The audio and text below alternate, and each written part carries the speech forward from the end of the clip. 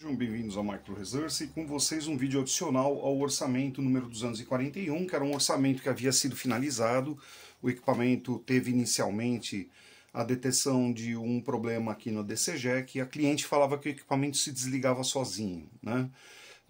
Eu já havia preparado o equipamento para entregar para a cliente, né? E o equipamento estava fazendo o meu tradicional burning, né? O teste de burning, onde eu deixo o equipamento ligado, sendo estressado, para que qualquer outro problema que possa haver no equipamento, ou mesmo que a reparação que foi executada possa ser testada, né? E infelizmente esse equipamento aqui apresentou um problema, né? Eu vou mostrar para vocês. Ele apresentou um problema aqui no PWM, este cara aqui, tá? Ele é um circuito 8206B, né? E esse circuito 8206B, esse PWM, ele faz as tratativas das linhas de 5 e 3.3 volts, né? Ele faz a degradação dessas tensões para demais áreas aí da placa, né? Houve a queima de alguns outros componentes adicionais.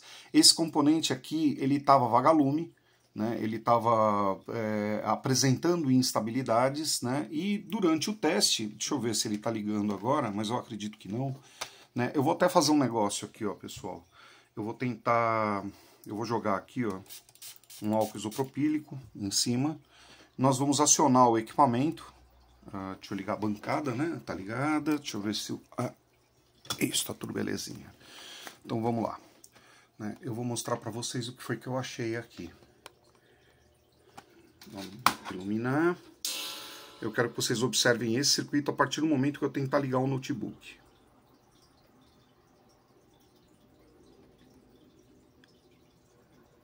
Agora ele parece ter ido de vez, viu? Porque esse cara aqui, ele estava esquentando de uma tal forma que ele estava secando o álcool instantaneamente. Ó lá, ó lá. Ó, eu apertei o botão para ligar o notebook. Ó, olha o que está acontecendo ali em cima dele. Ele está secando o conteúdo do álcool aqui, tá vendo?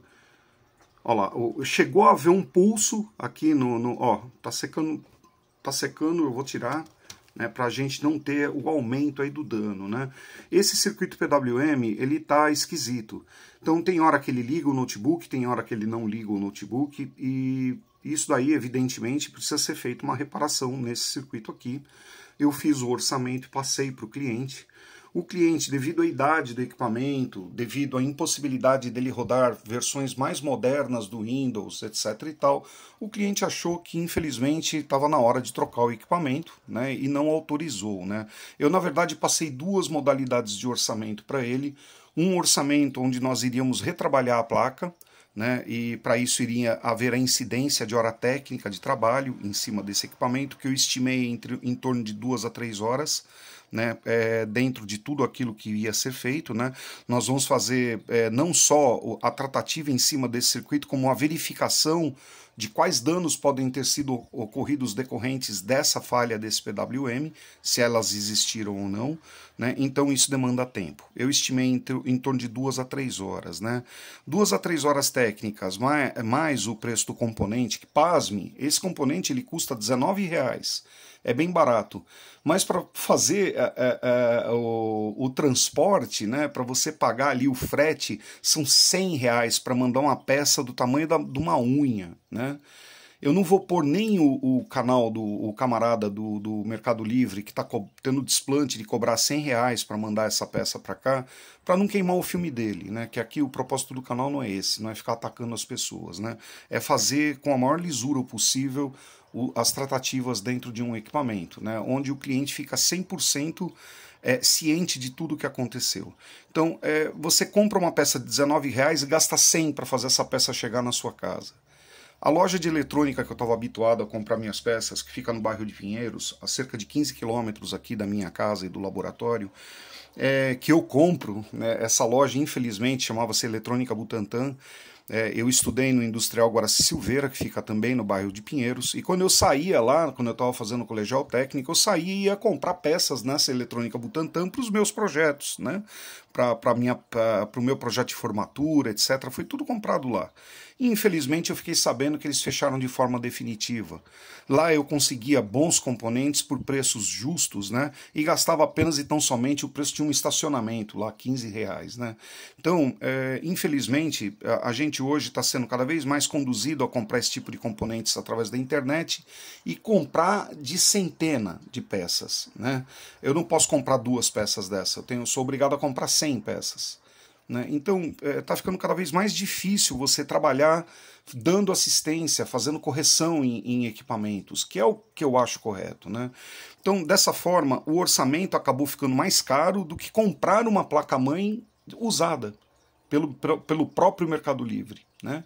Então, as 2 tratativas foram passadas para o cliente, tanto o orçamento da manutenção técnica, com todos os reviews que seriam necessários nessa PCB, bem como, né, a estimativa de troca. Né? Ele comprar uma placa-mãe dessa, eu faço a revisão, limpeza, ponho o processador de uma na outra, passo os bancos de memória e troco a placa-mãe. Né? Infelizmente para o cliente não ficou interessante, o cliente vai partir para uma outra solução, onde provavelmente ele vai vir a fazer a aquisição de um novo equipamento. Né? É uma pena, porque esse equipamento eu achei ele bem bacana, gostei bem do desempenho dele. Evidentemente ele tem aí limitações que são inerentes ao projeto dele, né? Que é um projeto bem antigo, né? E esse aí infelizmente é o fim desse equipamento. Né? Eu fico bastante triste quando eu chego num equipamento assim que a gente não consegue continuar fazendo a tratativa, né? E dessa forma, esse aqui é o vídeo final desse orçamento, que é o 241, que tinha sido dado como finalizado nesse vídeo que eu vou deixar aqui em cima para vocês, que foi o vídeo anterior a este, tá? E nesse vídeo eu falei que eu iria fazer as tratativas de burn-in, né, onde eu ia fazer o teste do equipamento, onde nós pegamos essa avaria do PWM. Né? É lamentável, mas fazer o quê? Isso é um direito do cliente, né? O cliente tem que ver o que é melhor para ele, né? E eu acredito que dentro de uma relação custo-benefício, realmente ficar investindo dinheiro num equipamento tão antigo quanto esse aqui acaba se tornando efêmero, né? Porque vamos supor que ele gaste lá, que sejam R$ 200, R$ 300 para fazer a recomposição desse equipamento com uma placa nova ou com a manutenção dessa que está aqui, ele vai continuar tendo um equipamento de 2009 que não roda versões atuais do Windows, percebe? Então, esses pontos todos eu faço o levantamento para o cliente. Né? Eu tenho sabe, eu não tenho esse peso na minha consciência. Quando me deito para dormir, eu sei que eu fiz o melhor pelo meu cliente. Né? Eu falei para ele que não valeria a pena ele investir dinheiro nesse equipamento. Né? Eu fui honesto o suficiente para falar isso para ele. Dessa forma, todas as tratativas que foram executadas nesse notebook não serão cobradas do cliente. Né?